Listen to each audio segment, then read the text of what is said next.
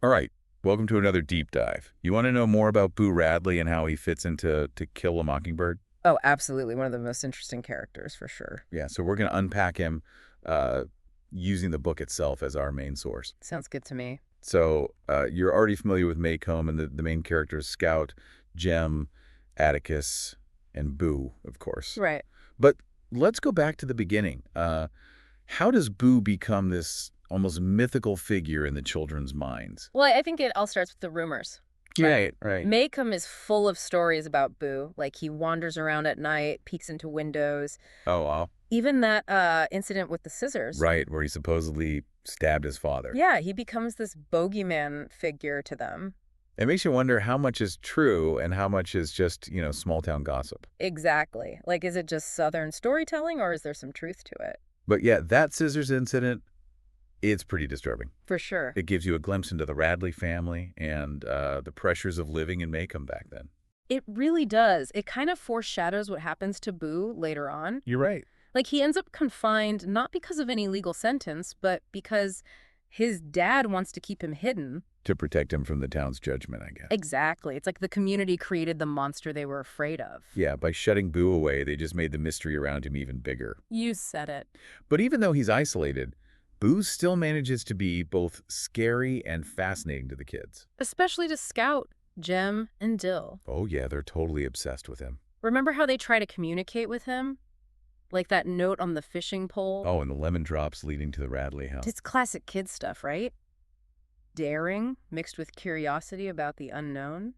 And of course, we can't forget about Jem losing his pants. Oh, trying to sneak onto the Radley property at night. He finds them later mended and folded. It's funny, but it adds to the whole mystery surrounding Boo. It's like those little details that seem insignificant but become really important later on. Exactly, like Harper Lee is setting us up for something. And it's not just about the kids' pranks. Right. They're trying to figure out who Boo really is behind all the stories. They want to separate fact from fiction. Yeah, they're creating their own Boo Radley in a way separate from the town's version. That's a good point. But then we start to see these glimpses of Boo's humanity.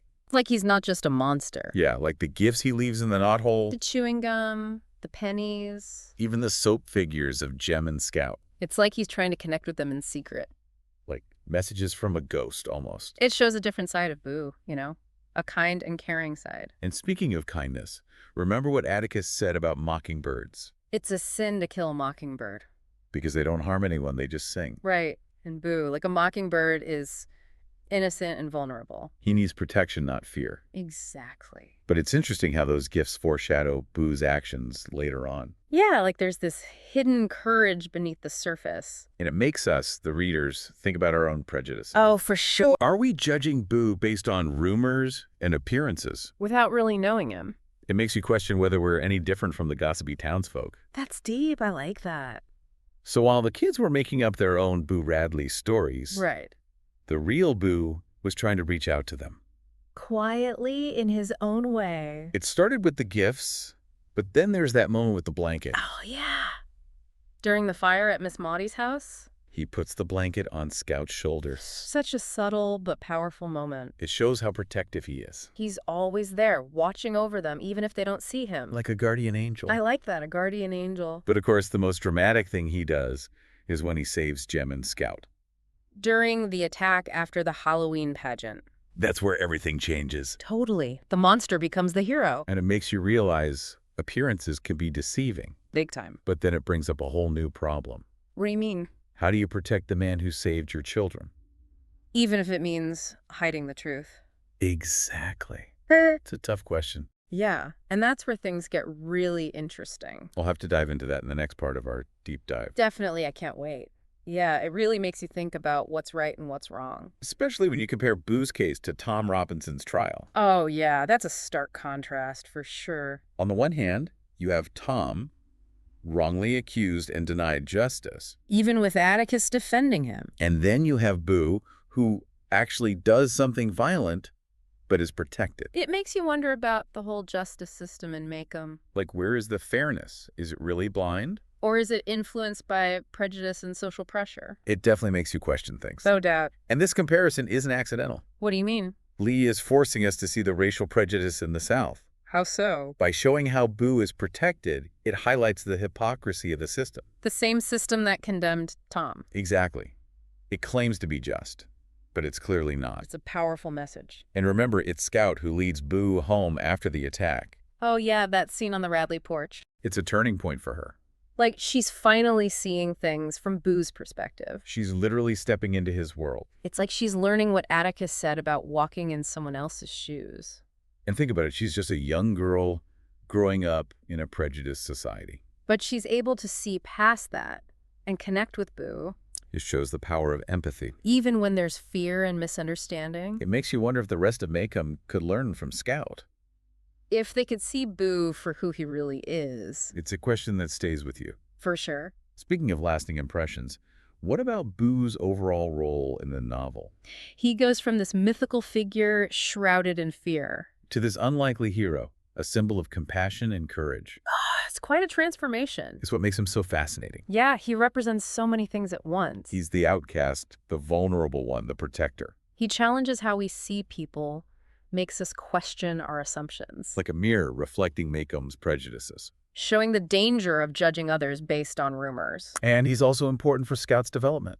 How so? Her interactions with Boo make her think, critically question what she's been told. It's part of her growing up. Like Boo is a teacher in a way, guiding her and the reader. Towards empathy, justice, and understanding human nature. I like that. Me too. But before we move on, there's one thing that always struck me. What's that? That quiet ending, where Atticus just tucks Scout into bed. After such a dramatic night. It felt almost out of place. But that normalcy is important, I think. How so? It shows that Boo's heroism isn't about being flashy or seeking attention. It's a private act of kindness. Something to be protected from the town. It emphasizes the need to safeguard Boo's innocence. He never wanted the spotlight. And the ending respects that. It lets him fade back into the shadows where he's comfortable. There's something beautiful about that. Acknowledging that sometimes compassion means respecting boundaries. It's a tough balance, isn't it? Protecting someone while still acknowledging the truth. And Lee does it masterfully. She really does. Yeah, it's like those silent acts of courage that are sometimes the most powerful. Absolutely. And it makes you think about how easily we label people. Based on just a little bit of information. Right. We put people in boxes, reduce them to simple narratives. And a lot of times those narratives come from fear or gossip. Or just not understanding. It's like we create our own Boo Radleys in our lives. Projecting our own fears and judgments onto people we don't even know. And we miss out on their real stories because of it. Exactly. Boo Radley is like a warning sign. He is, isn't he? He's telling us to look beyond the surface, to see our shared humanity. It makes you wonder how many other Boo Radleys are out there. People who are misunderstood and pushed aside. Because of how they're perceived. It's a sad thought. It really is. It makes you ask, are we doing enough to make space for those who are different? Are we willing to listen to their stories, challenge our own ideas? Tough questions for sure. To Kill a Mockingbird doesn't give us easy answers. It doesn't. But it makes us think about those hard questions. And it reminds us that sometimes the most heroic things are done quietly. In secret, hidden from view. Yeah, and that brings us back to that big question. About Boo. Was it right to protect him, even if it meant hiding the truth? It's a real moral dilemma. On the one hand, truth and accountability are important. But then there's the urge to protect someone vulnerable. To show compassion, even if it means bending the rules. That struggle between justice and mercy is at the heart of the story. Lee doesn't tell us what's right or wrong. She makes us figure it out for ourselves. And that's what makes it so powerful. It's a conversation that goes beyond the book. It does. It really does. So what does all this mean for us as readers, as people living in our own complicated world? I think it's a call to be more empathetic in our everyday lives. To realize that everyone has a story to tell. Even those who seem different or hard to understand. And maybe it's about being more like Scout. Curious, compassionate. Willing to question the stories we're told. Open to the idea that people might surprise us. That the ones we judge might be the kindest of all. Well said.